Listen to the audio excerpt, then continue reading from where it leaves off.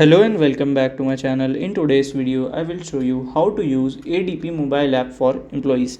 So let's get started. So to use the ADP mobile app, you have to follow this easy instruction. So first of all, open your ADP mobile app. So basically it's a company app for your employees. So just open it.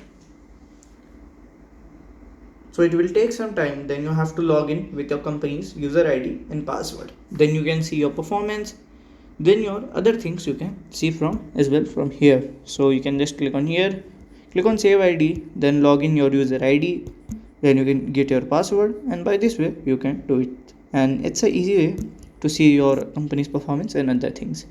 So if you have any question, you can let me know in my comment section.